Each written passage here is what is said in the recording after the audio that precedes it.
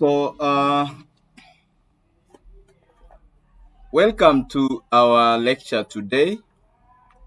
And in today's lecture, I would like to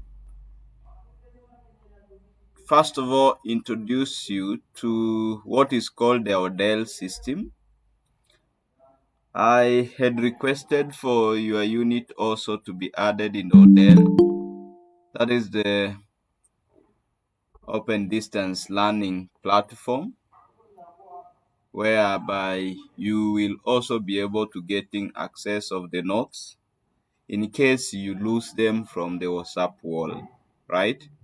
So that it can help you in your revisions and also to be able to recover some of the notes that you might have lost, maybe due to WhatsApp updates and so on. You have those who join the classes late and so on. So also they can be able to get the notes in the Odell platform. So that's also there, and the link for that is also attached there. So I believe that you are able to see that. Now, I would like us to start immediately and look at topic 5. And in this topic 5, we are going to look at what is called research strategies. We looked at the what is introduction to information literacy, especially handling on library and access of information. We also looked at the sources of information and various platforms where we can be able to get this information, the etiquette and character to portray when dealing with information, and so on. So today I would like us to look at the research strategies. Last lecture we looked at search strategies. So today I want us to look at research strategies and be able to see what you need to know much about that. I believe that all of you can hear me very well and very clearly. Is that the case?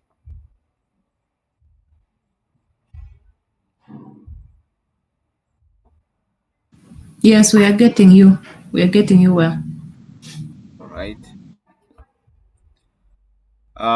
We have some members who are still joining us here, and they are dragging us behind. This is Mogesi Junior. Mogesi, please try to always join the class earlier.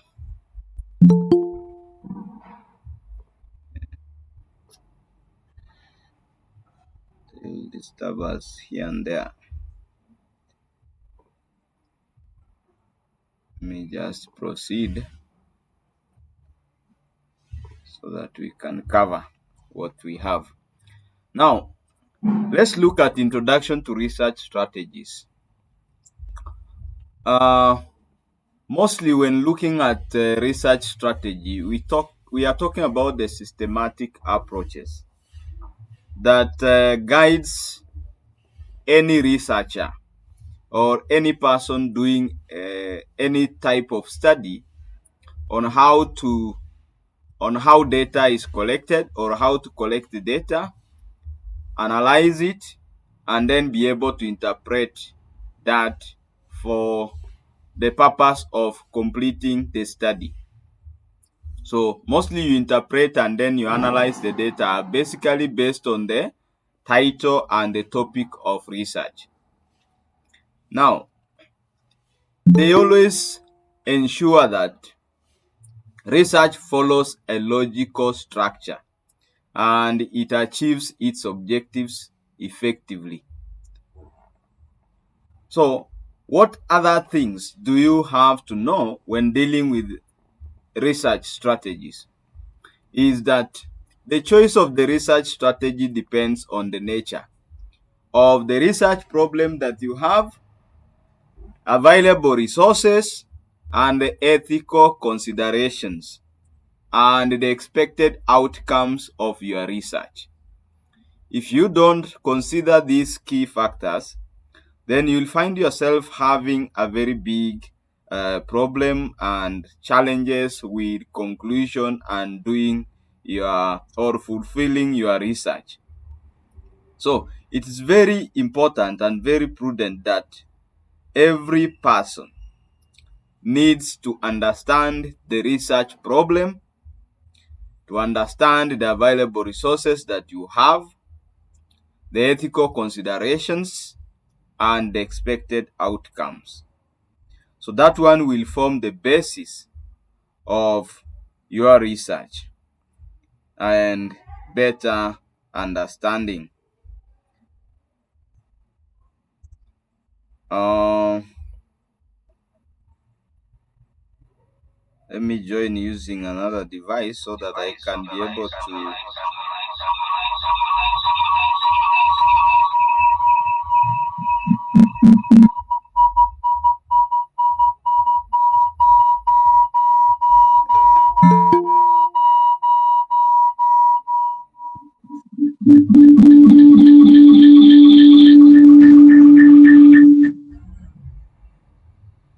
So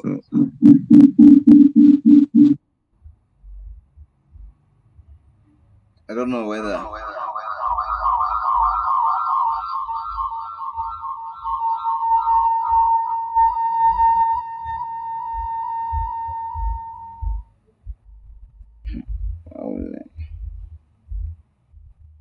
Let me just exit from here to avoid that noise. I wanted to use another device so as to admit those others, but we shall proceed first. So those are the major things that we have to consider when dealing with the research strategies. These people who join classes late, I don't like this character.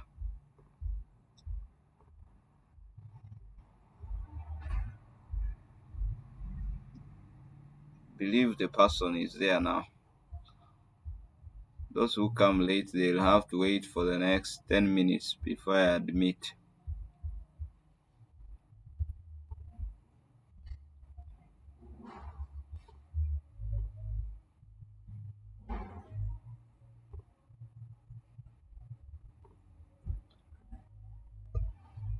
So we have seen the definition of research strategies and what it does, what it helps us for, and also the factors to be considered to deal with research strategy.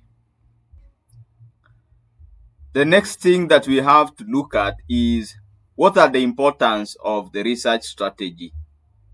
So the research strategies importance is to help all researchers with structuring the research to produce reliable and valid results. So you need to be able to structure your research well to be able to produce the expected outcome that is much relevant. Also is to assist in selecting the approach or the appropriate data collection and analysis method. In your sociology sessions or art areas, you deal with data collection sometimes. So you deal with finding the appropriate areas and location and target, performing the rightful sampling methodology for you to be able to get the most important data that is required for your research. Also, you are supposed to do proper analysis. Therefore, it has to go with the right methods that you choose for you to have the best analysis. Whether you want to use the technical method so that you can use tools such as SPSS, can use things like advanced data analysis tools such as R, can use Power BI, and so on. So all of them are very crucial things. Or you can decide to go with Google surveys or monkey surveys and then get instant analysis of your data collection process. So they also have to ensure that there is ethical considerations and all of them are adhered thoroughly to your research process. So those are the key things that are much considered as far as research is concerned in that particular area. So you have somebody here called Cindy is joining now. Uh,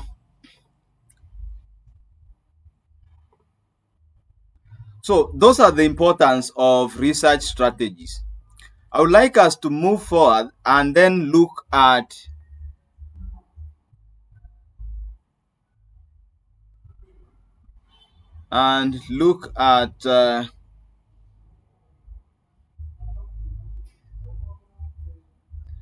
the steps involved in research strategies plan. There are some steps that are followed.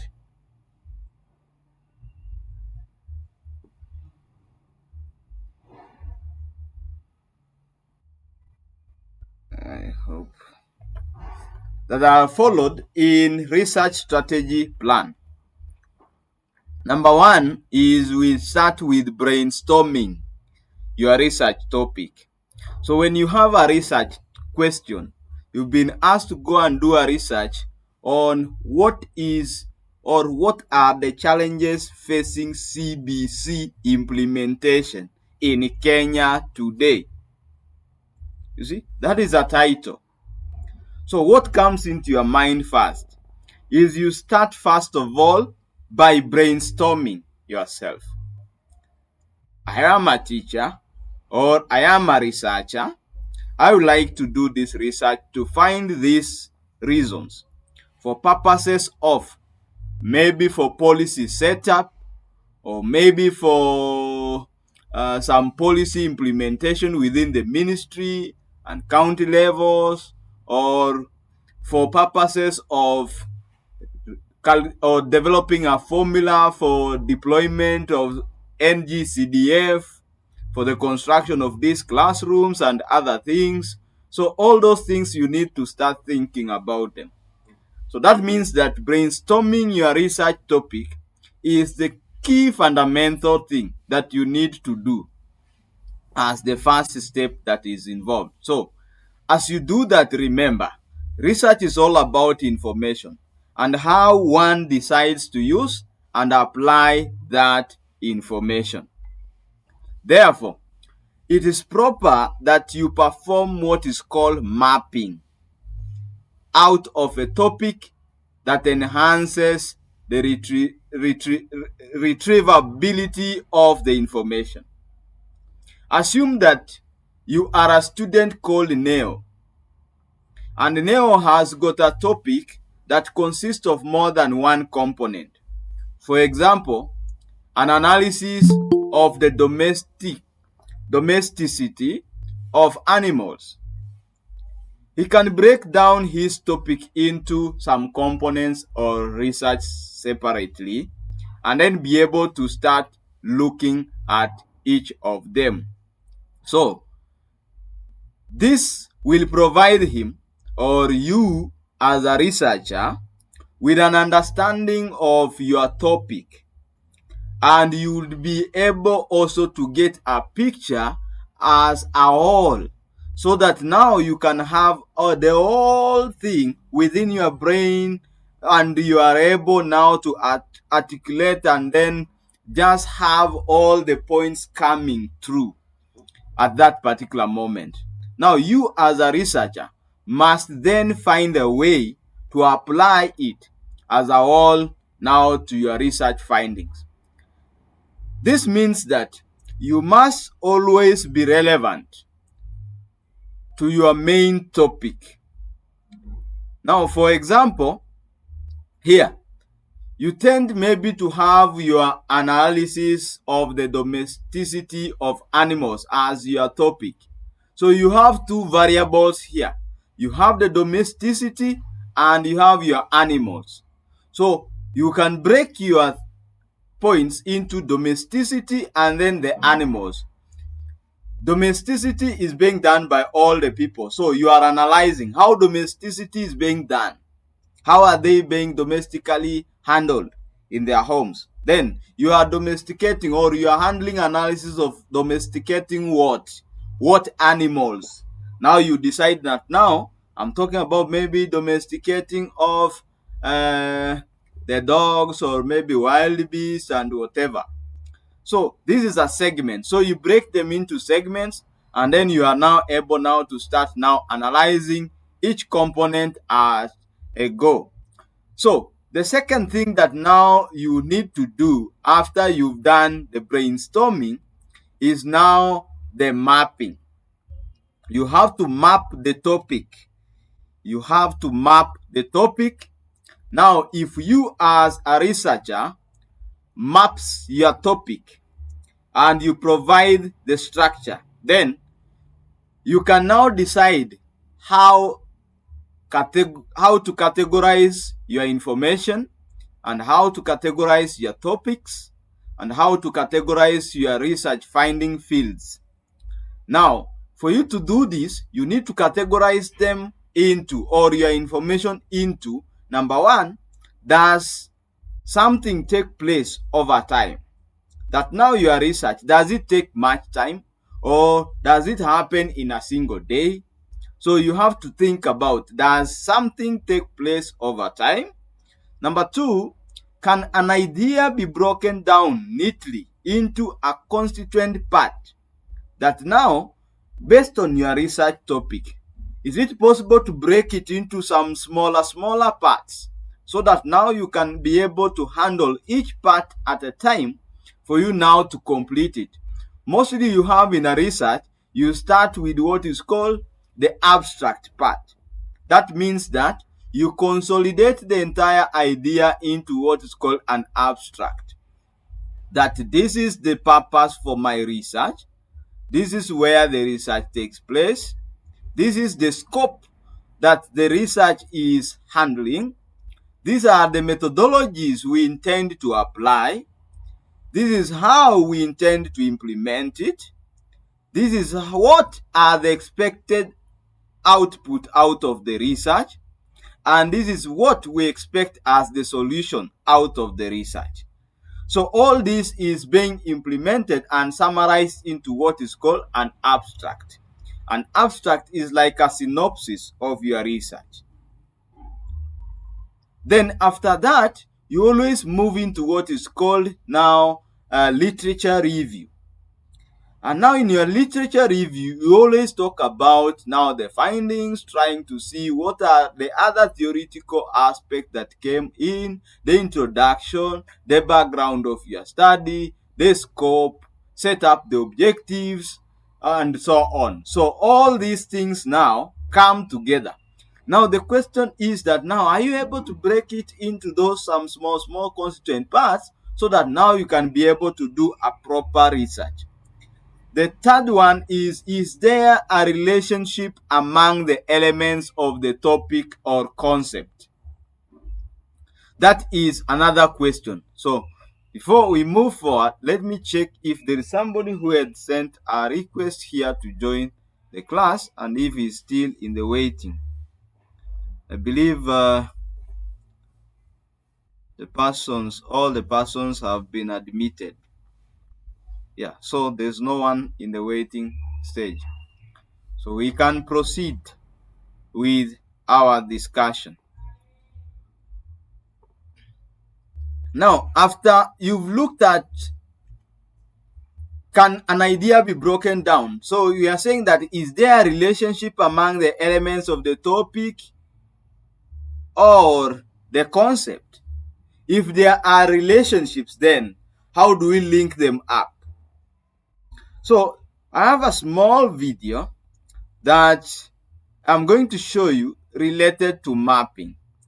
That now, you as a researcher must write each main idea, major headings, or the term down, and then decide or divide this into major divisions. So this is how the mapping takes place. You can have that maybe you are doing a research on domesticating or domesticity of an animal called a dog. So you start breaking a dog into several segments. That is that, are dogs mammals? Do they need care? Are they oftenly required as pets, or are they sometimes being used as pets? Now you categorize them. Now, are your mammals as a dog have hair? Do they suckle there, or do they do what when they are young? Personalities, can they have some personalities? How do you handle them? Do you, now when it comes to care, during caring, do you provide them with food? Do they require water? Do they require shelter? And so on. So you break something into what, or smaller components that you can be able to handle one by one. Now, I'll play for you a small video there just to illustrate how what is called mapping plays a better role there. So just allow me to insert for you here something so that you can be able to see and understand that mapping approach. Let me just attach here.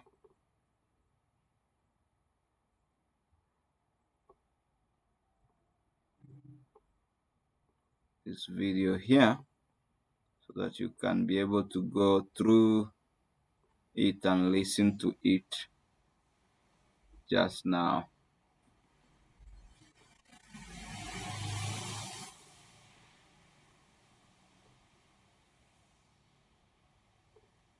Hey there, Bruins! Here's a quick tip from your friends at the Powell Library Inquiry Labs. First tip, mapping your research ideas. Creating a map of your research ideas is a strategy you can use whenever you need to figure out your paper topic or come up with a list of possible research questions. It's also handy when you need to narrow or broaden the topic of your paper. To get started, grab a blank piece of paper and a pen or pencil. First, draw a circle in the middle of the page and write your idea for paper topic inside. If you're not sure what to write, you can start by connecting your class or assignment with something you're passionate about. You can pause the video here and take a few minutes to write down your topic. So can you be able Next, to write think about all the questions you have about your topic. What are you curious about? What would you like to know? As you brainstorm, try to use a variety of question words and phrases. You can pause the video here and take a few minutes to write down as many questions as possible about your topic. Next, look for a section of your question map that looks particularly interesting to you and try adding new questions to this section. Note that you can quickly narrow your topic by focusing on themes. For example, cultural aspects, geographic areas, groups of people, and time spans or historical events. At this point, focus on asking specific questions to narrow your topic. Let your curiosity lead the way. Pause the video again and take another few minutes to add new questions to the page. Now look at your map and the questions you've asked. You probably have quite a few possibilities to consider. By choosing keywords and concepts from your map, you can formulate your ideas into the question you want to explore. So what's next? Here are just a few ideas. First, take another look at your assignment. Which of your questions do you think best addresses the prompt? Of these, which questions are you most passionate about exploring? Once you choose a section of the map to focus on, you can use keywords and phrases to search in Google Scholar or an article database to see what specific conversations researchers are having about your topic. Finally, you may want to check with your instructor to see if a topic is too narrow, too broad, or just right. Want help with the next steps? Come visit us in the Inquiry Labs in 220 Powell Library.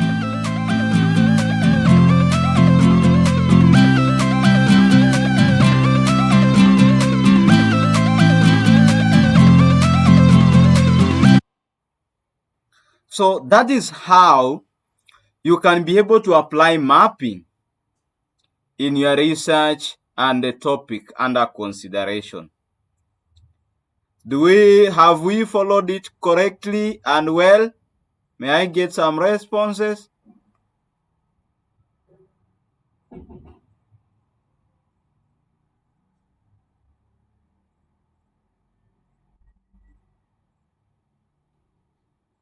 Are we there?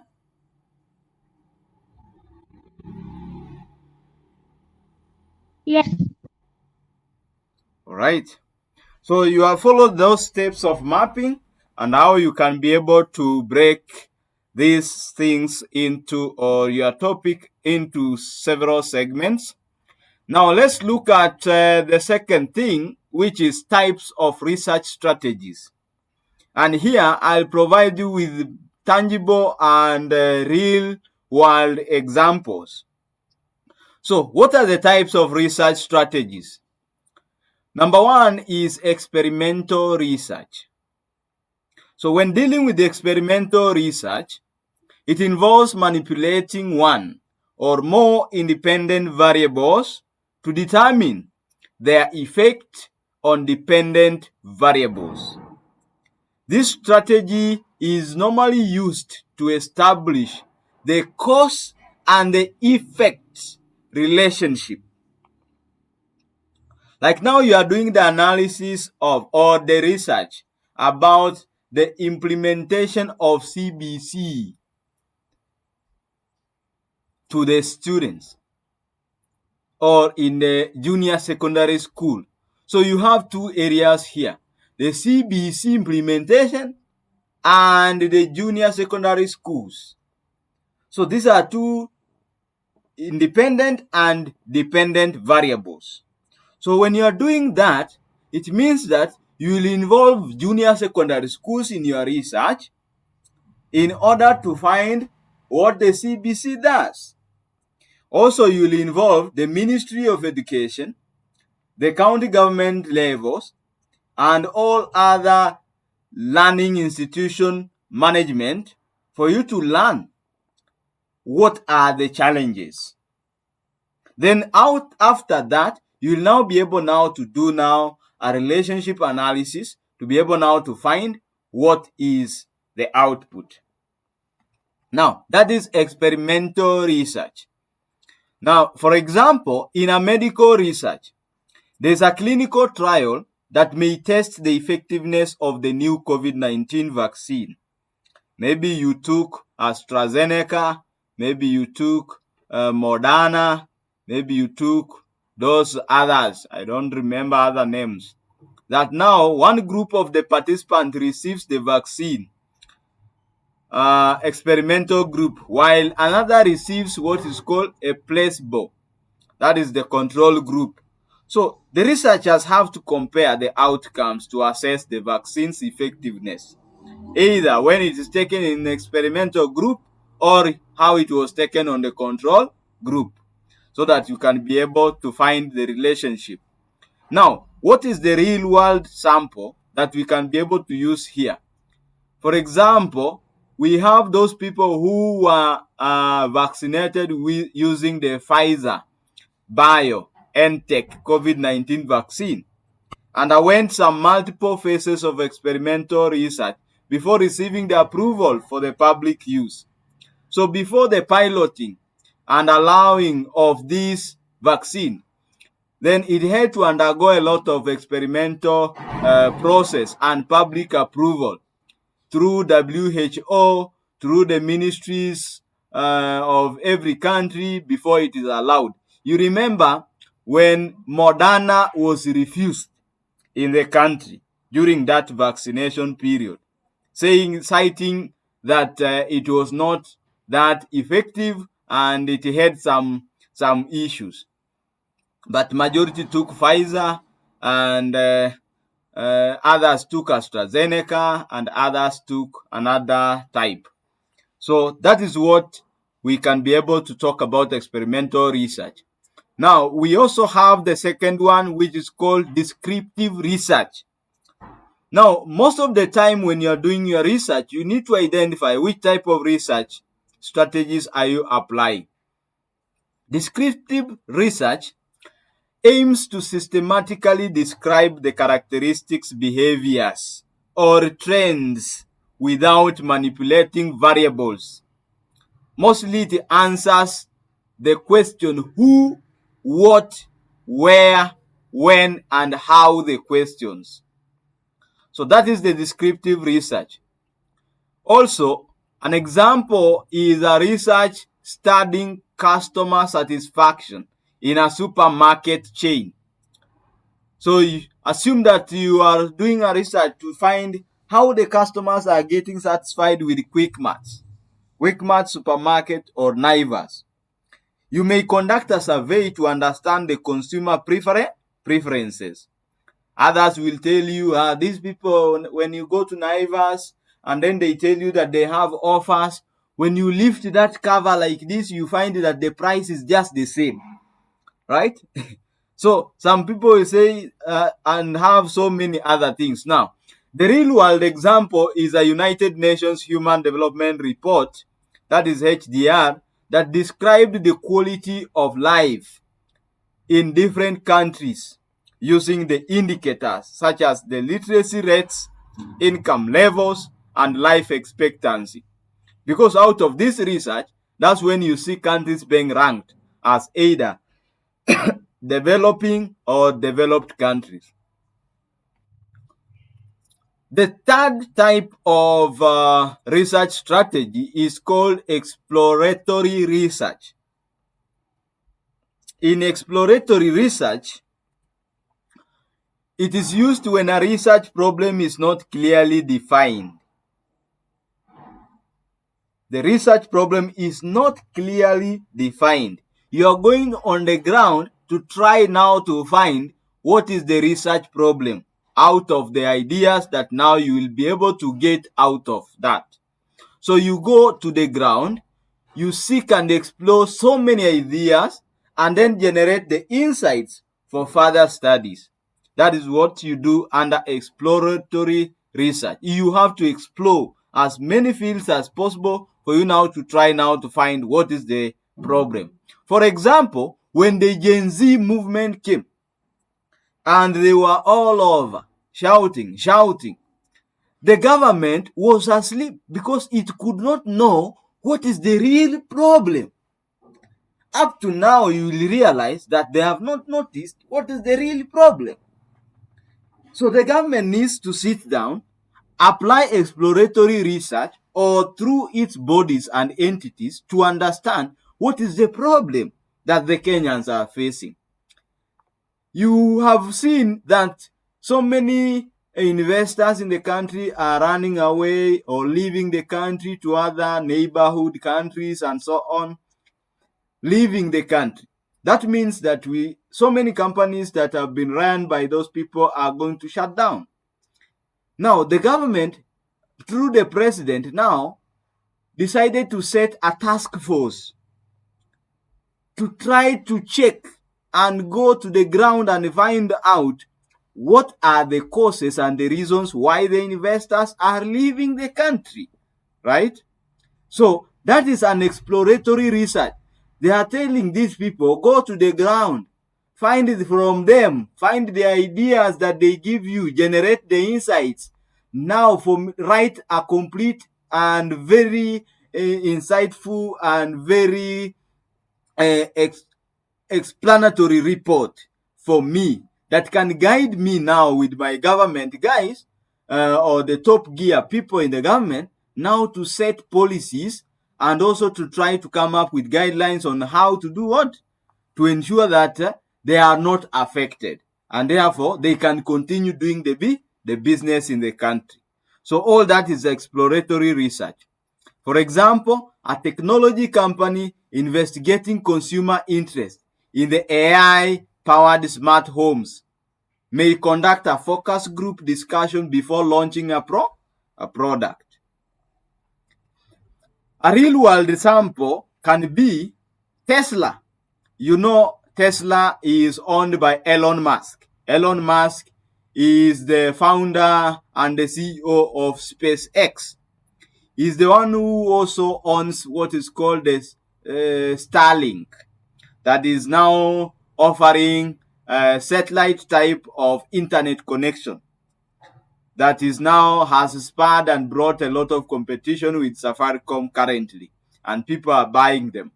So Tesla is a company owned by Elon Musk that deals with the development of go green or smart cars, whereby they are called electric cars. Completely, they are called smart electric cars. They don't use fuel. So the Tesla vehicles are completely electric. So Tesla explores the automations driving technology through research before developing the self-driving cars.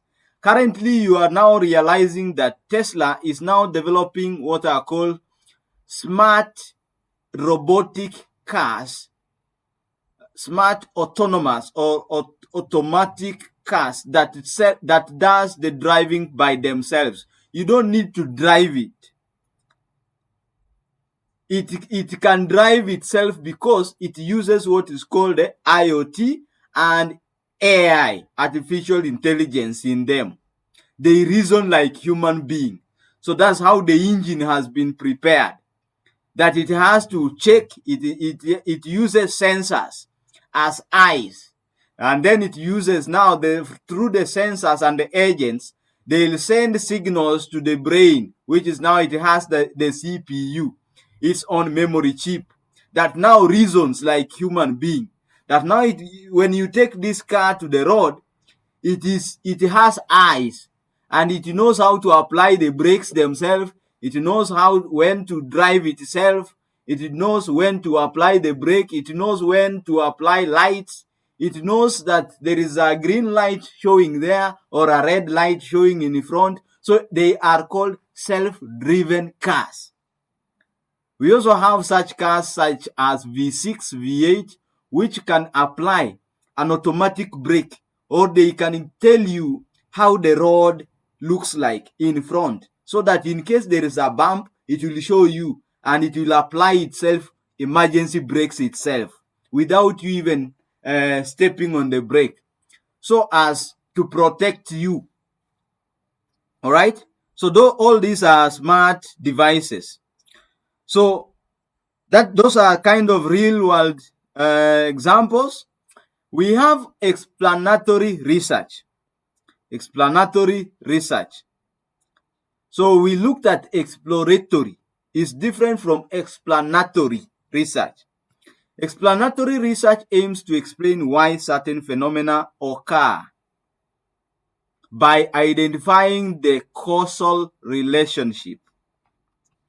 For example, a study examining why students in rural areas have lower academic performance than the urban students may investigate the factors such as the infrastructure, the teacher quality, and economic conditions. This explanatory research is now what most of the news anchor bodies perform, because when they are looking at what are the issues facing CBC, you are going to the ground to find explanatory research type. You identify things and then you now put them now into visual context to explain to Kenyans through a television, through radio stations, on why this is not happening. The real world example is an economist having conducted a research to explain why inflation rates increase due to higher fuel prices. And that is what bodies such as IPRA, such as KenGen, such as Kenya Power does. Explanatory research. Now, let's look at the next type of research, case study research. In case study research, it's an in-depth examination of a single entity, event, or a group within a real-life context. For example, a business researcher analyzing the success of Amazon. We all know what Amazon is and what it stands for. It's an online business. It's an e-commerce giant in the US. And it does A to Z, meaning that it sells almost everything. It might focus on its customer, service, supply chain, and also the innovation strategies.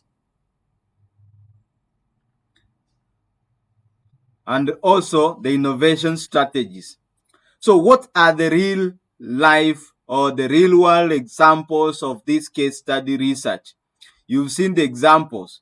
Now, for example, Harvard Business School is a very known university in the world in matters of nurturing the best administrators, best entrepreneurs, such as Bill Gates, such as Zuckerberg, and almost all the top giants in the world today. They have gone through this school called Harvard in the US. So it's a very good university that nurtures leaders worldwide. So mostly administrators, if you want the administrative courses and other things, they also offer that for purposes of the best. And that's why you see there is also a discussion to establish what is called a leadership and administrative school in Kenya. And it will be led by Harvard, part of the leadership to try to help achieve it. So, Harvard Business School publishes case studies on companies like Apple and Microsoft to illustrate business strategies, because most of the CEOs of Apple, Google, Amazon, Microsoft, all these guys, akina Steve Bezos, akina Elon Musk, akina Bill Gates, akina Zuckerberg, all of them, they have gone through Harvard Business School. So we also have what's called the action research as the third type. Action research. Now, what does the action research do? An action research involves a cycle of problem identification, planning, implementation, observation, and reflection. Mostly it is used in practical settings like education and businesses. That's when we have the action research. For example, a school principal implementing a new teaching method, for example, the CBC and the continuous assessment and its impact on the student performance. Just like CBC implementation now, assume that now the principal is the one implementing that, or he is implementing a new technology being introduced to schools to handle teaching methodologies, marks capturing, and assessment policies. And people want to learn these things. So it can sometimes even involve training and other things. Now, Google uses action research by testing new features and modifying them based on the user feedback before a full rollout. That's why sometimes you see that there are some pop-ups that come. That do you accept maybe these cookies? They are using cookies to try to find how are you dealing with their platform. What areas do you mostly visit? For it to give you a recommended content. areas such as Facebook, areas such as X, areas such as Instagram, areas such as YouTube uses recommendation feedback approach to be able to identify for you other important videos that are related to what you love for you to be able now to enjoy. Also TikTok. When you like a certain video, next time you will get a recommended type of a video that is almost the same as that one. So that one is called action research that many giant companies uses to train. Now let me just admit this student, then we proceed. We are almost done with the lecture. Let me see who is here. I've heard. Oh, so the person was just disturbing us. Huh?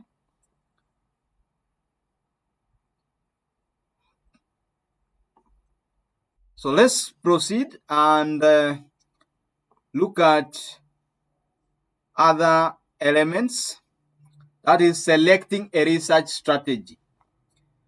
After we have finished with types of research strategies, let's now look at what is called selecting a research strategy. How do you select a research strategy? Now, choosing the right research strategy depends on several factors. One of the factors is research objectives. If the goal to establish your causations or experimental research, and then you have to look at if the goal is to explore the new trends, you apply exploratory research. And if there are any other factors that you want to consider as your objective, then you have to look at what type of research to apply.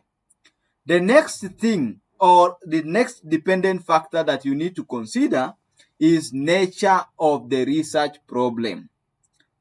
If the problem is unclear, we said you use exploratory research because you have to go there, look for the ideas, then draw the insight findings. If the study requires a deep understanding of a case, we said we apply a case study research. And the next thing that you have to consider or the factor is available resources. That do you have limited time and budget? Then you can use the descriptive research by conducting a survey or a questionnaire. Do you have extensive funding available? Then you can apply experimental research, whereby you have to involve laboratories, workshops, and people doing thorough research on the ground. The next factor is ethical considerations. If the research involves human participants, ethical approval is needed. That's why before you conduct a field study, you need to familiarize yourself with the local authority so that as you perform your research, it is not questionable. All right? Because you might go to other areas, other sections, and you will face a lot of challenges in that locality, especially when they know you don't belong to their community. So mostly before you do the research, familiarize with the area, find somebody who will help you go through those people and speak their language, especially if you are a foreigner in a certain place and you don't understand their language. And a good research is when you do it outside even your locality, and then you merge several locality areas for you now to explore various samples and have the very insight questions. For example, maybe you are conducting that. How is the progress of maybe making Nairobi a smart city? And then you just go to town only to ask people. Why don't you go to Dandora down there, ask them, how do they feel? How is the governor performing there? Are there cabros also placed maybe in their roads? Are there roads fixed in those areas? you go to slum areas, huko Mukuru kwa Njenga and whatever, Kibra, and so on. Then go to Westlands, go to Kilimani, so that when you have balanced all the areas, you can now be able now to have a proper finding. Having looked at those factors that helps you to select a research strategy, let's look at now implementing the research strategies. How do we implement this? Once a research strategy is chosen, you need to follow the following steps to ensure you have a successful implementation. One of them is designing the study. Define the research questions and objectives. Select the data collection methods, whether it is surveys, whether it is interviews, whether it is experiments, whether it is any other form. Choose a sample population because you must identify the scope of your study. What is the scope of your study? That is your sample population. Choose the target group out of your scope of study. Choose the target group. Who are you targeting to gather the information? Then data collection. You need to look at data collection. Use the appropriate tools such as the questionnaires, the sensors, or interviews, or any other sampling, sensors, and so on. So there are so many data collection methods that you can be able to apply. Ensure ethical guidance or guidelines are followed. And then data analysis. Apply statistical tools. I talked about Python analysis. I talked about R. I talked about SPSS. I talked about Power BI and all other advanced Excel tools that you can be able to use to perform your statistics. Or you can use machine learning tools to be able to perform your deep data analysis. Or qualitative methods by applying thematic analysis. All right. Then reporting findings. Present the findings through reports, articles, or presentations, or journals, or publications. Then let's look at now the challenges in research strategies. What challenges do people face during the research strategies?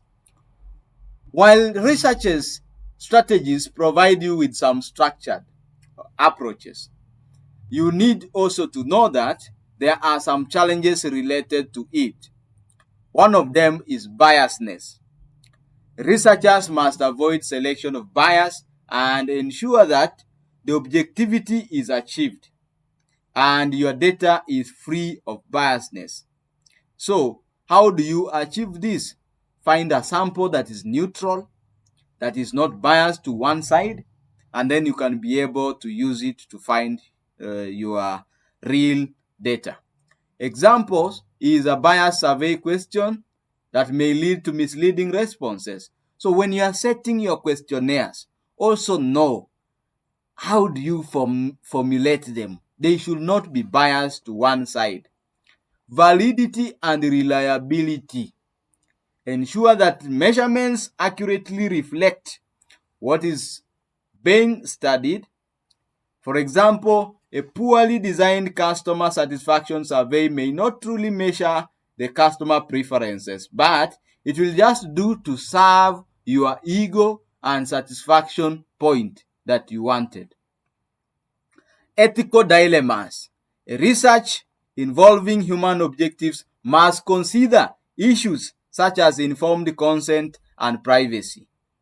Examples such as the Facebook psychological experiments on users' emotions raised ethical concerns, whereby sometimes you find somebody has posted there a picture that will draw your attention. So for you, you'll be thinking that this person is suffering a lot, only to realize that they are just playing around with your psychology in order to get that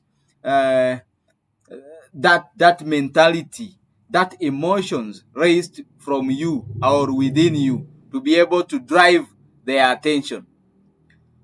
In conclusion, a well-chosen research strategy ensures that the study is methodologically sound, ethically conducted, and it yields and meaningful results. So always ensure that you consider this in your research. Then understanding the strengths and limitations of each strategic helps you as a researcher to select the best approach for your study. Most of you in the future might be working with KEMRI, with KEFRI, with many research bodies. Please ensure that when you're conducting your research, you follow what we have said and you have the best strategies for you to conduct your research. I welcome questions and answers before I end my lecture. Do we have any question or answer questions from your side?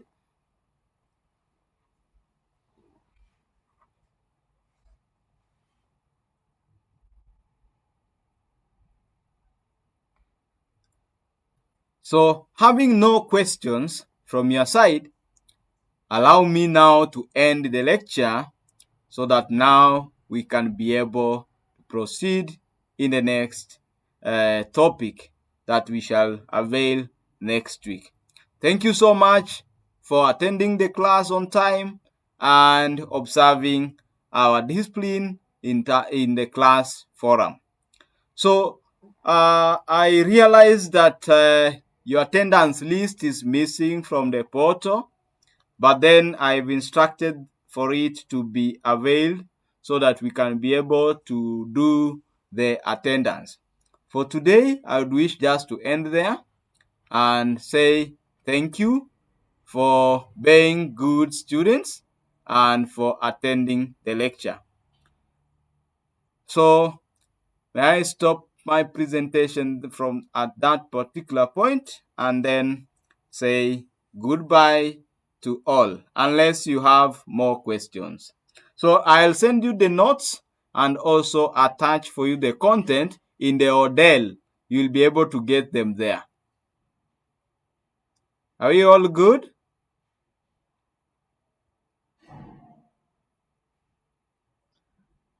So thank you so much and have a blessed week. Goodbye.